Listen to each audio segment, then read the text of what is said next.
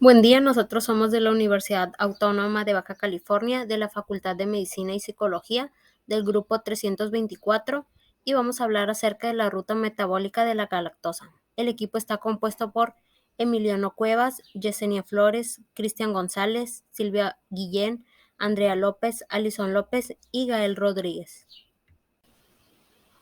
El índice está conformado por la introducción, generalidades de la galactosa, catabolismo, conversión, glucólisis, ciclo de Krebs, rendimiento energético y conclusión. Los carbohidratos son el pilar de la nutrición, pues representan la principal forma de combustible de nuestro organismo. Entre todos los macronutrientes, los carbohidratos son los que disponen de una mayor eficiencia energética. Las cadenas de los carbohidratos tienen diferentes longitudes y los carbohidratos importantes a nivel biológico pertenecen a tres categorías: monosacáridos, disacáridos y polisacáridos. Entre los monosacáridos se incluye la galactosa, que es un azúcar simple que se convierte en glucosa en el hígado como aporte energético y se encuentra principalmente en la leche y otros productos lácteos. Hablando un poco de sus generalidades, podemos decir que la galactosa es un monosacárido que es conformado principalmente por 6 átomos de carbono, por lo cual se va a clasificar como una hexosa. Es un epímero de la glucosa con una fórmula compuesta de 6 átomos de carbono, 2 átomos de hidrógeno y 6 átomos de oxígeno, que es la misma fórmula de la lactosa. Sin embargo, la galactosa va a derivar de la hidrólisis de la lactosa, diferenciándose en la posición de un grupo hidroxilo. Habitualmente vamos a encontrar a la galactosa en su forma en la naturaleza. Además, su principal ruta de utilización va a ser la ruta de Leroy, de la que hablaremos a continuación. Bueno, de una manera general, explicaré el metabolismo de la galactosa. Primero, la galactosa se fosforila por la galactoquinasa, consumiendo un ATP para formar ADP y así formar finalmente una galactosa 1-fosfato. De aquí la galactosa 1-fosfato por acción de la UDP galactosa 1-fosfato uridil transferasa, eh, usando como sustrato a la UDP glucosa, genera una glucosa 1-fosfato y también una UDP galactosa que se isomera por la UDP galactosa 4 primerasa para así producir también UDP glucosa. Finalmente, la glucosa 1-fosfato se isomera por una fosfoglucomutasa para así generar glucosa 6-fosfato, que sería el resultado final del metabolismo de la galactosa. La glucosa 6-fosfato pasa a ser un intermediario de la glucólisis, la gluconeogénesis y también puede ser usado por vía de las pentosas fosfato. La galactosa, producto de la hidrólisis de la lactosa, sufre su conversión en el hígado una vez que ésta ha sido absorbida en el intestino. Entonces, una vez que ya hemos hidrolizado la lactosa y obtenido la galactosa, por acción de la galactoquinasa y con una molécula de ATP, se va a formar lo que es la galactosa 1-fosfato. Es decir, el ATP le va a transferir un grupo fosfato a la galactosa y vamos a obtener esta galactosa 1-fosfato y una molécula de ADP. Entonces, una vez que hemos formado esta molécula, por acción de la UDP glucosa galactosa 1-fosfato uridil transferasa, pues vamos a obtener lo que es la UDP galactosa. Entonces, lo que va a ocurrir básicamente es que va a transferir el UDP que se obtiene a partir de una molécula de UDP glucosa a la galactosa 1-fosfato y la galactosa 1-fosfato va a transferir su grupo fosfato a la glucosa y esto va a formar también una glucosa 1-fosfato. Pero nuestro resultado principal aquí va a ser la UDP galactosa, que después, gracias a la UDP glucosa 4 epimerasa, va a sufrir una oxidación en su carbono número 4 por el NAD. Este NAD va a quitarle 2 de sus protones y se va a formar una acetona en este mismo carbono 4. Y posteriormente, se va a formar un NADH que después va a volver a actuar sobre este carbono, pero en esta ocasión lo va a reducir y va a formar otra vez el grupo carboxilo, pero en esta ocasión va a tener una posición diferente, lo que va a resultar en la formación de una molécula de UDP-glucosa.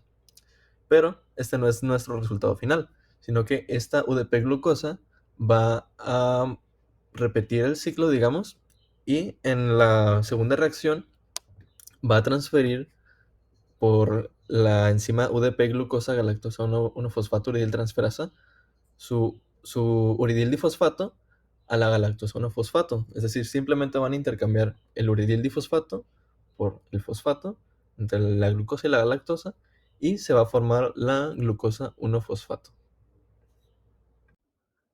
Como bien sabemos, la glucosa 1-fosfato no es capaz de entrar en la ruta glucolítica, por lo que para que esto sea llevado a cabo, necesitamos de una reacción más que va a estar dada por la enzima fosfoglucomutasa. Esta enzima lo que va a hacer es reordenar los átomos de la glucosa 1-fosfato para mover el grupo fosfato del carbono 1 al carbono 6. Entonces vamos a obtener la glucosa 6-fosfato que ya es capaz de realizar la glucólisis. Además, con la glucosa 1-fosfato lo que podemos realizar es formar glucógeno a partir de la UDP-glucosa, que esta va a ser la principal molécula dadora de moléculas de glucosa para formar el polímero que conocemos como glucógeno. Para que esto ocurra, vamos a necesitar la enzima UDP-glucosa pirofosforilasa y una molécula de uridín trifosfato. El uridín trifosfato pues se va a mover hacia la glucosa, se va a formar UDP, glucosa, y se van a liberar dos fosfatos. Entonces, una vez que tenemos la UDP glucosa, a partir de ella, con la enzima glucógeno sintasa y también la amilo 1A4 a 1A6 transglucosilasa, pues ya vamos a poder formar la cadena de glucógeno. Bueno, ahora hablando un poco de lo que es la glucólisis, vamos a indagar primero lo que son los puntos claves o lo que nos vamos a centrar principalmente, que es que la glucólisis ocurre en el citosol de la célula. El resultado final es piruvato, o nos dan dos moléculas de piruvato más moléculas energéticas que vamos a indagar un poquito más adelante, y se puede producir en presencia o en ausencia del oxígeno. Ahora, la glucólisis se divide en tres partes. La primera, que es la etapa de preparación, la segunda, que es el cleavage o el intercambio de, y la tercera, que es la producción de ATP.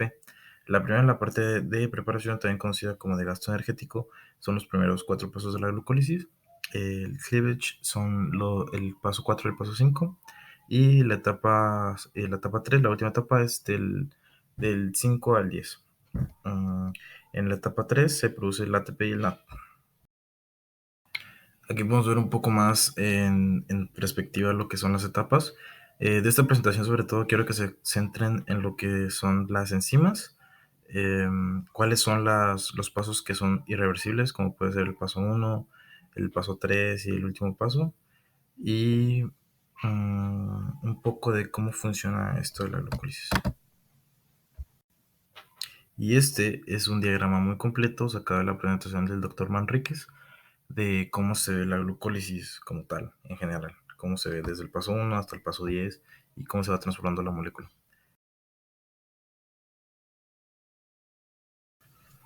Empezando ya reacción por reacción, nosotros vamos a empezar desde la reacción número 2, debido a que por esta vía es por donde entra la galactosa, que es de glucosa 6-fosfato a fructosa 6-fosfato. Esta reacción es reversible y se da mediante la glucosa 6-fosfato isomerasa. Como podemos ver en la imagen, lo que está pasando es que se está rompiendo un enlace de carbono y se está liberando el primer carbono, haciendo una pentosa, convirtiéndola de una hexosa a una pentosa. Continuamos con el paso 3, que es convertir fructosa 6-fosfato a una fructosa 1,6-bifosfato mediante la adición de un fosfato en el carbono 1 que liberamos en la reacción pasada. Esto se da mediante la fosfofructosa quinasa, también conocida en la Enzyme Commission 27111. Esta reacción depende de un ATP, como se puede ver en la imagen, y de un catalizador. Ahora, para el paso 4 es importante recordar que se necesita quitar o romper el ciclo.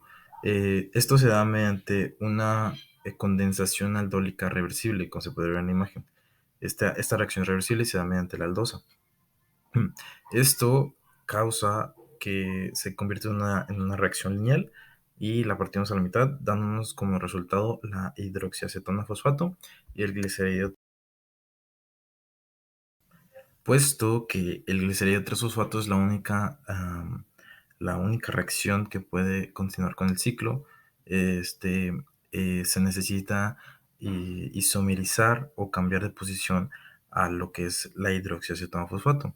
Esto se da mediante la triazofosfato isomerasa, que tiene un enzyme commission 5311 y tiene una liberación energética de 1.83 kilogramos sobre calorías sobre mol. A partir de aquí vamos a empezar con lo que es la producción de ATP. Este paso es muy importante debido a que es el primero de este paso y se genera un NAT. El NAT posteriormente se va a convertir también en ATP en la cadena oxidativa de electrones y esta reacción está controlada por el glicerídeo 3-fosfato deshidrogenasa, convirtiendo así el glicerídeo 3-fosfato en un 1,3-bifosfoglicerato.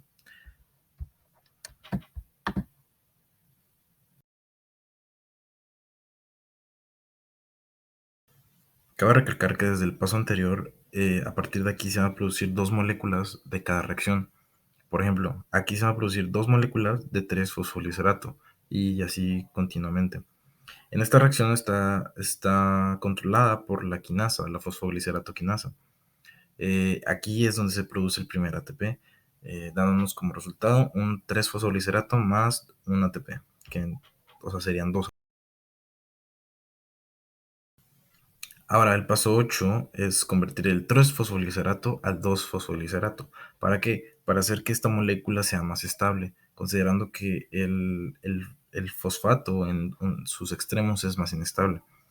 Esta reacción es reversible, controlada por la mutasa, la fosfolicerato mutasa, y dándonos como resultado el 2-fosfolicerato.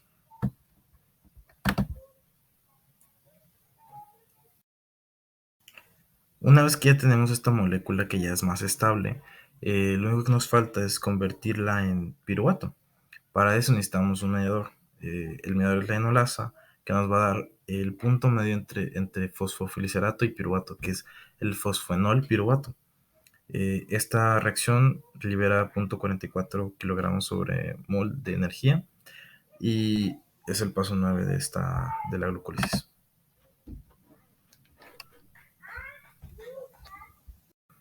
Y ya, por último, produciendo el último ATP o los últimos ATPs, el piruvato. Esta reacción se da por la piruvato quinasa, está controlada por el manganesio o el magnesio y es convertir el fosfonol piruvato en piruvato. Y ya, este sería el paso final de la glucólisis. A partir de aquí podría entrar en lo que es el ciclo del ácido láctico o podría entrar en el ciclo de Krebs o en diferentes rutas metabólicas.